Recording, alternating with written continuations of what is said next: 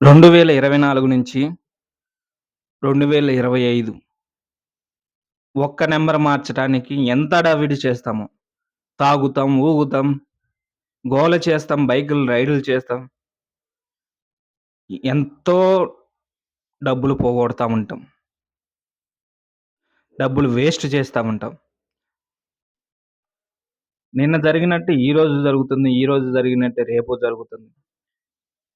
ఈరోజు ఎండ వస్తుంది. రేపు ఎండ వస్తుంది. తర్వాత కూడా ఎండ వస్తూ ఉంటుంది. పోతూ ఉంటుంది.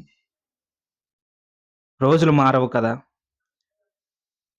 ఒక్క చిన్న నంబర్‌కి ఎంత హడావిడి చేస్తామో. ఎంతెంత చెప్పుకుంటామో.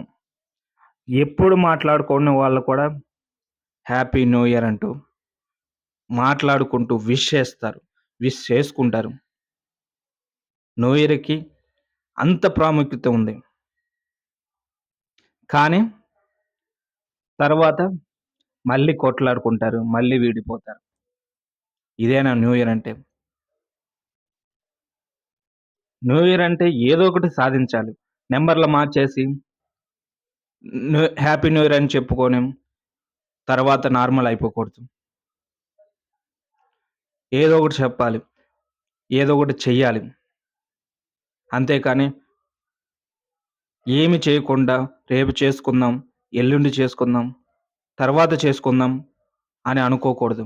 అలానే సంవత్సరాలు గడిచిపోతున్నాయి, నెలలు గడిచిపోతున్నాయి, రోజులు గడిచిపోతున్నాయి. ఇలా గడిచిపోతూనే ఉంటుంది. నంబర్‌లు మారుతున్నాయి కానీ, క్యాలెండర్‌లోని నంబర్‌లు మారుతున్నాయి కానీ, నీ బ్యాంకులోని నంబర్‌లు అస్సలు మారట్లేదు. అదే సున్నాలు, అదే అమౌంట్. రూ. 10 సున్నా పక్కన ఒకటి కూడా లేకుండా నువ్వు చేసుకుంటున్నావు. కష్టాలు ఆకాశమంతుంటే, సంపద నేలకు ఒరిగిపోతుంది. బాధలు బావంతుంటే, సంతోషాలు నీటి బుడగల్లాగా వచ్చిపోతున్నాయి. నువ్వవి గుర్తించట్లేదు. బాధలు నీళ్ళలాగా ఎప్పుడు శాశ్వతంగానే ఉంటాయి. కానీ, దాన్ని కూడా ఆ నీళ్ళను కూడా మారుస్తా ఉంటే, సంతోషాలు కనిపిస్తాయి. జీవితాన్ని కూడా నువ్వు మార్చుకోవాలి.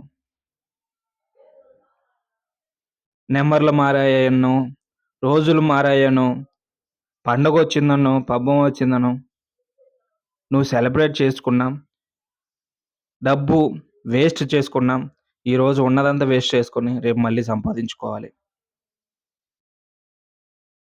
ఉన్నదాన్ని వేస్ట్ చేసుకోకుండా, ఎంత ఖర్చు పెట్టాలో అంత ఖర్చు పెట్టి, ఎలా సెలబ్రేట్ చేసుకోవాలో అలా సెలబ్రేట్ చేసుకుంటే మంచిది.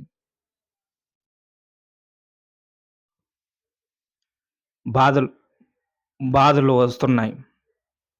సంపద రావట్లేదు.